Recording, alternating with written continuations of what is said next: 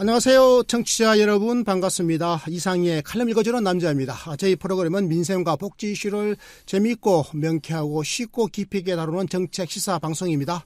저는 복지과 소사이티 공동대표 제주대 의대 이상희 교수입니다. 자, 나와주신 분 소개합니다. 버터 인사하세요. 예, 오늘 정면으로 처음으로 인사하게 되네요. 예, 버터 바른 목소리 서정우입니다. 반갑습니다. 네. 오늘은 기초연금 이슈 약간 다뤄보겠는데요. 기초연금은 2007년 연금개혁으로 국민연금의 소득 대체율이 낮아지는 데 대한 일종의 보상적 또는 보충적 대안으로 2008년부터 처음 시작됐습니다. 당시 8만 원쯤 지급하다가요. 금액이 차츰 높아졌죠. 그래서 박근혜 정부 때 20만 원씩 지급하기 시작했습니다. 그러다가 이제 문재인 정부에서 올해 9월부터 25만 원으로 이게 인상이 된 겁니다.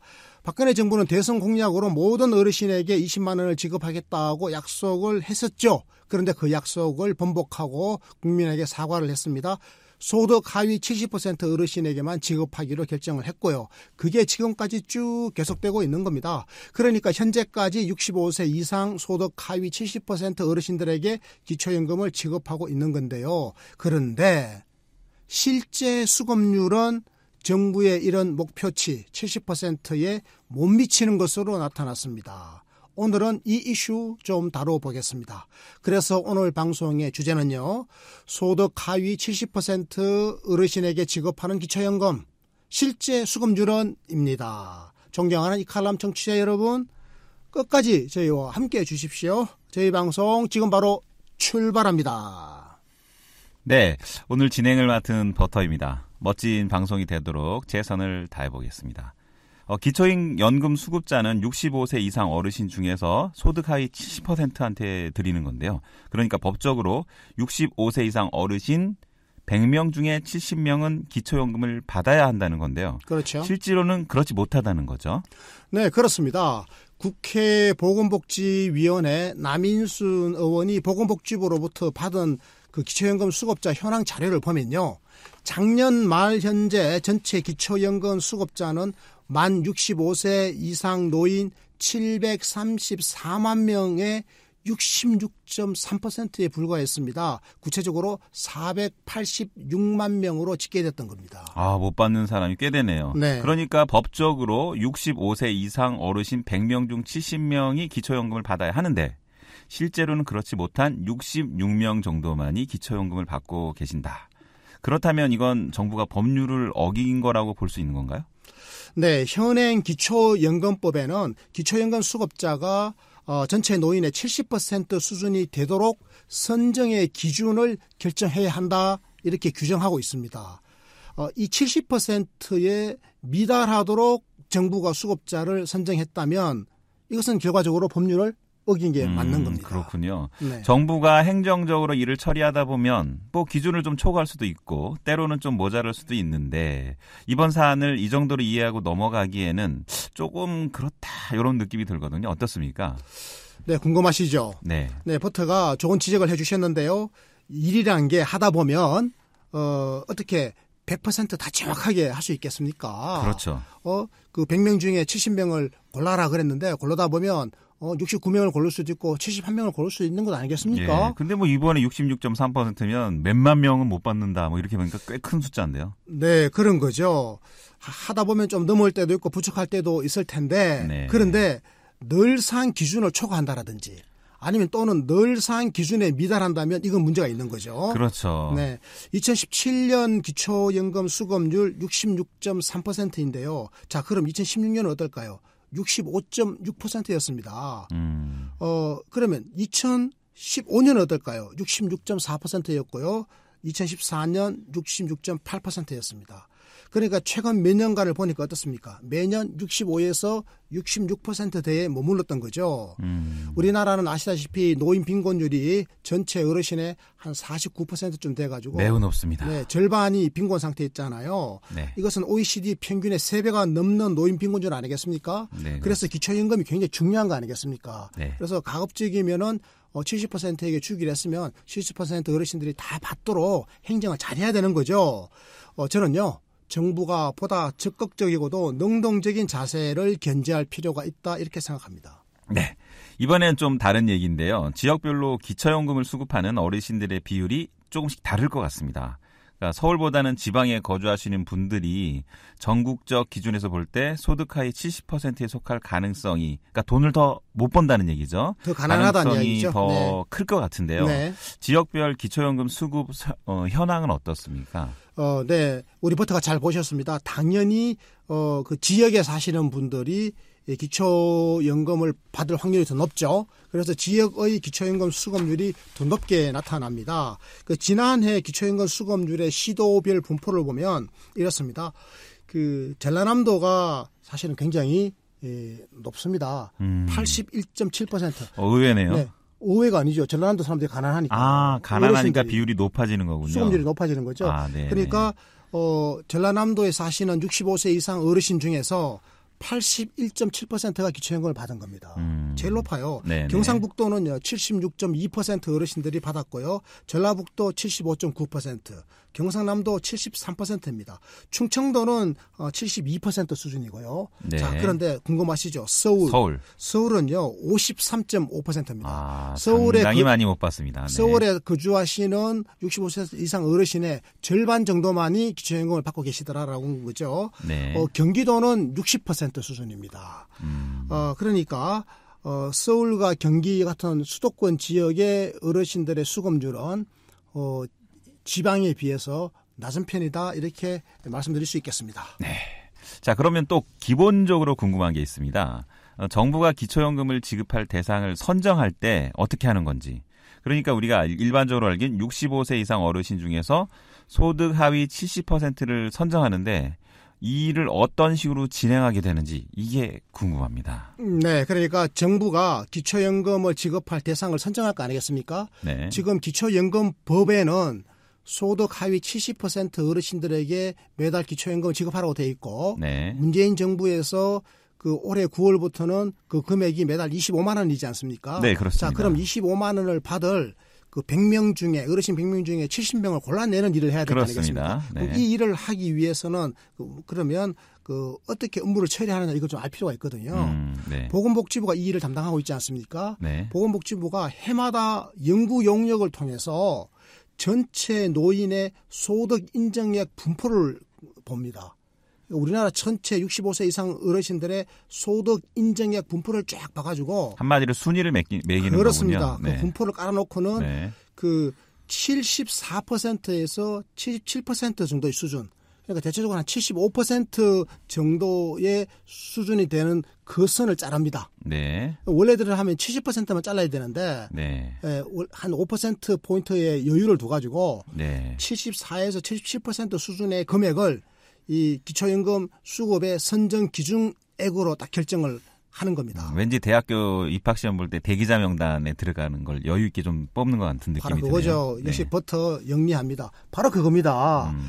그래서 기초연금 선정 기준액이 65세 이상 노인 중 기초연금 수급자가 70% 수준이 되게끔 하기 위해서 약간의 여유를 주면서 기준 금액을 이렇게 정해놓은 네. 겁니다. 이게 선정 기준액이라고 하는 건데요. 네. 전체 노인의 소득 분포를 이제 봐야 되겠죠, 우리가. 왜냐하면 그렇죠. 75%로 고르려면 소득 분포를 쫙 봐야 될 겁니다. 네. 그리고 임금 상승률, 전년 대비 임금이 얼마 올랐는지 이게 소득 수준에도 차이 아니겠습니까? 네. 그리고 물가가 얼마나 올랐는지 이런 것들을 전반적으로 고려해가지고 기초연금의 선정 기준액을 설정하게 됩니다.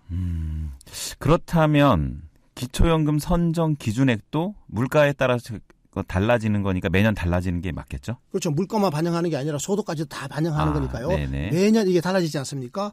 그러니까 노인 인구 전체의 소득이 해마다 달라지는 거고 네. 또 지가라든지 집값, 부동산 이게 네. 자산의 가치가 또 매년 달라지잖아요. 그렇습니다. 뭐 올해 1년 동안 뭐 집값이 거의 서울 같은 경우에는 뭐 10%, 20% 올라잖아요. 네. 이런 식으로 자산이 오르게 되면 또 소득 인정액이 높아지는 거니까 기초임금의 선정 기준액도 또 높아지게 되는 거거든요. 그래서 매년 기초임금의 선정 기준액도 달라져야 하는 겁니다. 네, 그러면 작년과 올해의 기초연금 선정 기준액이 각각 얼마였는지 이것을 알아보면 매년 달라지는 정도를 쉽게 이해할 수 있을 것 같습니다. 네, 보건복지부는 작년 기초연금 선정 기준액을 그 노인 단독 가구, 그러니까 혼자 사시는 노인이죠. 독거 네. 노인입니다. 독거 노인에 대해서는 119만 원으로 설정했습니다. 작년에. 올해는요, 이 119만 원이 131만 원으로 대폭 인상됐습니다. 그리고 노인 부부 가구 있죠. 이제 어르신 두 분이 함께 사시는 거죠. 네. 이런 경우에는 작년에는 190만 4천 원이었거든요. 그런데 이 기초연금 선정 기준액이 올해는 209만 원으로 상향 조정됐습니다. 네. 그러니까 대체적으로 뭐 한 10만 원에서 20만 원 정도 이렇게 올랐네요. 올랐죠, 매년. 네. 그래서 그 소득 인정액 119만 원을 초과하고 131만 원이 안 되는 단독 가구 노인, 네. 그리고 190만 원이 넘고 209만 원이 안 되는 부부 가구 노인, 이분들은 올해는 기초연금을 받게 된 겁니다. 작년 같았으면 못 받았던 분들인데 올해는 받게 네. 된 거죠. 왜? 기준 금액이 높아졌으니까. 네. 그렇게 되는 겁니다. 예. 자, 그럼 정부가 기초연금을 지급하는 산정 기준액을 정할 때 좀 높게 잡으면 될 것 같은데 여기에 대해서 너무 보수적으로 처리한 게 아닌가 이런 생각이 좀 들거든요. 네, 보통 말은 정부가 이 기초연금을 지급하는 그 산정 기준액이죠. 선정 기준액이죠. 네. 선정 기준 금액을 정할 때 이 금액을 가령 독거노인 같은 경우에는 지금 131만 원이지 않습니까? 올해. 그렇습니다. 이걸 애초에 올해 만약에 131만 원이 아니라 135만 원, 뭐 140만 원 이렇게 좀 더 높게 잡으면 될걸. 네. 너무 보수적으로 깐깐하게 잡으니까 이게 66% 수준에 머물러 버리는 거 아니냐. 그렇습니다. 이런 이야기를 지금 하고 계시는 거거든요. 그렇습니다. 올해 단독 가구 노인의 경우에는 기초연금 소득 인정액이 131만 원인데요. 월 131만 원이 안 되는 분들은 기초연금을 받을 수 있다는 건데 이게 전체 그 노인 소득 분포상으로 그 소득 인정액 한 75% 정도 되는 금액 아니겠습니까? 네. 그런데 실제로 까보니까 66% 내외가 되니까 네. 해마다 그 원래 예산은 70%로 잡아놓을 거 아니겠습니까? 그렇습니다. 전체 65세 이상 노인 중에 70%에게 지급한다라고 지출이 된다라고 예산을 잡아놨는데 편성하겠죠. 네. 실제로는 66%에게만 줬으니까 네. 4%포인트에 해당하는 그 예산은 부정 처리가 되면 남는 거예요. 네, 남는 돈이 되죠. 이게 해마다 반복이 되고 있단 말이죠. 그럼 어떻게 해야 되죠? 궁금하네요. 네, 그래서 저는요 기준을 조금 더 높여 잡아보자. 올해 같은 경우에는 만약에 131만 원이 아니라 130 뭐 한 5만 원이라든지 조금 높게 잡아보자. 이런 제안을 하나 드리고 싶고요. 네. 또 하나는 뭔가 하면요. 기초연금을 신청하지 않는 어르신들도 꽤 많이 있다고 합니다. 모른다는 거죠. 모르기도 하고 아이고 나가 뭐 되겠어? 나는 그래도 집도 있는데 하고 나는 섣불리 안 될 것이라고 생각하고 신청 안 하시는 분들도 계시는 겁니다. 그러니까 좀 적극적인 홍보나 안내 활동을 할 필요가 있다. 이제 이런 생각이 듭니다. 자, 그런데 이 소득 인정액이라는 것이 이 소득뿐만이 아니라 재산의 소득 환산액도 포함한다는 건데요. 이 재산의 가치가 고평가되면 이게 높아진다는 거죠. 그러니까 부동산이라고 생각하면 좀 쉽겠죠. 이건 어떻습니까? 그렇습니다. 소득이라고 하는 것은 매달 얼마씩 버는 거잖아요. 네. 가령 뭐 국민연금에서 매달 연금이 나온다라든지 내가 어디 가서 일을 해서 번다라든지 이게 월 소득인데 이것만 우리가 그 재산으로 소득으로 간주하는 게 아니고 재산도 소득으로 또 환산을 하거든요. 벌지 않아도 말씀이죠. 네, 그렇습니다. 이 부동산 가격이 이제 오르게 되면 그 자산의 평가 금액이 높아지지 않습니까? 네. 그렇게 되면 이제 기초연금 수급자에서 탈락하는 사례가 들어 발생하는데요. 제가 언론에 보도된 사례 하나를 소개해 드릴게요. 네. 서울 도봉구에 사시는 이제 70대 노인이 한 분 계시는데 이분이 지금 34평짜리 아파트에 사세요. 이 아파트 공시가격이 한 3억 5천만 원 해요. 그런데 시세는 한 5억 9천만 원 합니다. 꽤 차이가 나죠. 네네. 이분은요 매달 국민연금 35만 원 받고 계시고 그냥 월 소득이 35만 원 있는 겁니다. 여기에 재산의 소득 환산액을 더하면 이분의 소득 인정액이 되는 거거든요. 그래서 재산의 소득 환산액이니까 지금은 공시가격 3억 5천만 원을 갖다가 이 소득으로 환산을 하고 여기다가 한 달 수입 35만 원 국민연금 수입을 더하니까 이분의 소득 인정액은 전체적으로 108만 원이 나왔습니다. 131만 원이 안 되니까 이분은 25만 원씩 기초연금을 받았던 거예요. 네. 그런데 집값이 많이 올라버렸습니다. 20%가 올랐대요. 그래가지고 공시가격이 20% 이제 오르는 걸로 계산해 보니까 그러니까 집값이 올랐다기보다 이제 올해 정부 들어서 공시가격을 이제 현실화한다면서 올린 거죠? 아니 집값도 올랐고. 그러니까 집값이 20% 오르진 않았겠죠. 집값이 20% 올랐대요. 예? 집값 오른 만큼만 공시가격이 오르더라도 이 말이에요. 20%나 오른 데가 있나요? 어쨌건 뭐 우와, 이분이 엄청나다. 서울의 집값이 20% 올랐죠. 그것도 몰랐어요. 그래서 네. 20%보다 더 오른 데도 있어요. 아, 네네. 그래서 집값 오른 만큼만 공시가격 올리더라도 20% 오르는 거고 이거보다 네. 더 올리면 한 30% 올라버리지 않겠습니까?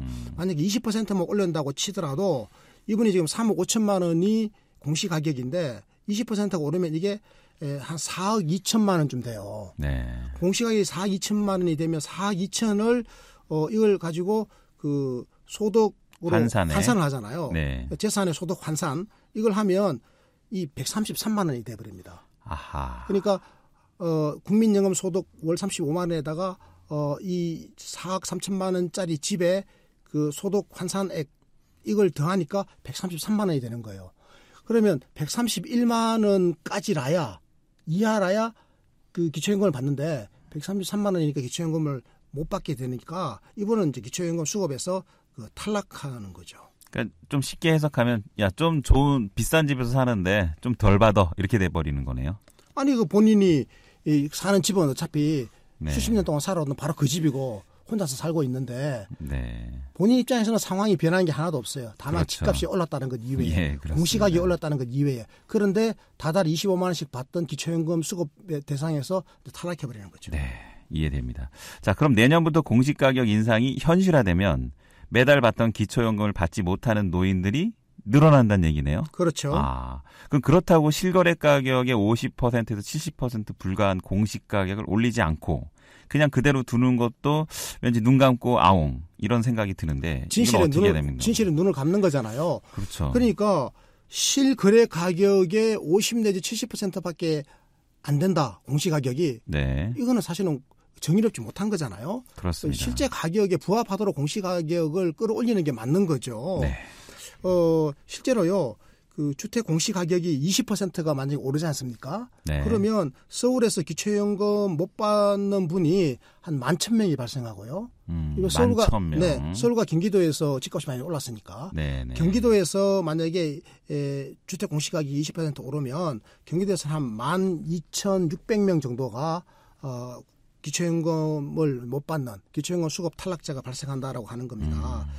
자, 저는요, 이 기초연금이라고 하는 것은 그 65세 이상 노인 중에서 소득 하위 70% 어르신에게 지급하는 거잖아요. 네. 그러니까 100명 중에 70명에게 지급한다라고 하는 이 원칙을 확고하게 지키면 된다고 생각해요.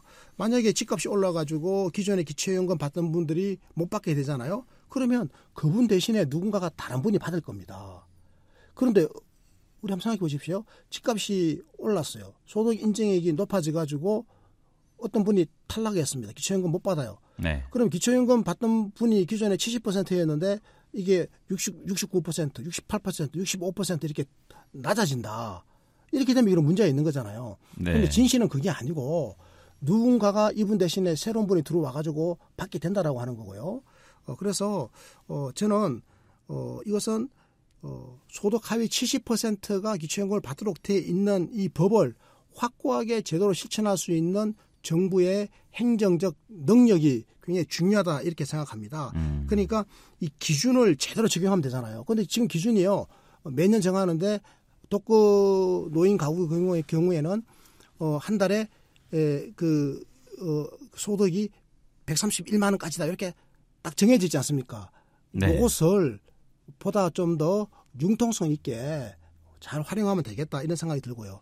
또 집값이 이렇게 공시가격이 오르더라도 이걸 공시가격 오른 거를 100% 다 반영하는 게 아니라 그중에 일부만 좀 반영하게 되면 소위 말해서 공시가격 상승을 할인해 주는 그런 제도를 적용하게 되면 대거 탈락하는 그런 사태는 좀 막을 수 있거든요. 네. 이런 것도 저는 행정의 재량권에 속한다 이렇게 생각합니다.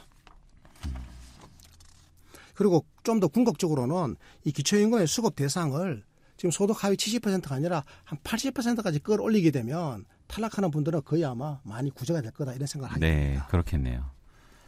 버터 어떻습니까? 오늘 이 주제 괜찮죠? 네, 모르시는 분들도 좀 이번 기회에 좀 많이 아셨으면 좋겠습니다. 네, 존경하는 이카람 청취자 여러분, 그리고 이상희 TV 시청자 여러분, 오늘 저희 방송 어떠셨습니까? 기초연금 수급자가 누구인지, 그리고 어떻게 선정되는지 오늘 이 부분을 좀 소상하게 살펴봤는데요. 저는요, 원칙에 충실한 행정이라야 국민적 신뢰를 얻을 수 있다는 생각이 듭니다. 내년 공시지가가 4월 30일쯤 공표된다고 합니다. 저는요, 이런 자산의 변동을 잘 반영해가지고 복지 행정이 펼쳐지길 기대해 봅니다. 또 소득 하위 70% 어르신들이 대상이라고 해놓고는 수급률이 매년 66% 전후 수준에 머무른다면 이것은 사실은 정의롭지 못한 거니까요. 이런 일이 없어져야겠죠. 보다 적극적인 자세를 주문하고 싶습니다. 이것으로 오늘 방송 마치겠습니다. 지인들에게 구독하기와 청취, 시청 많이 권해주시고요. 고맙습니다.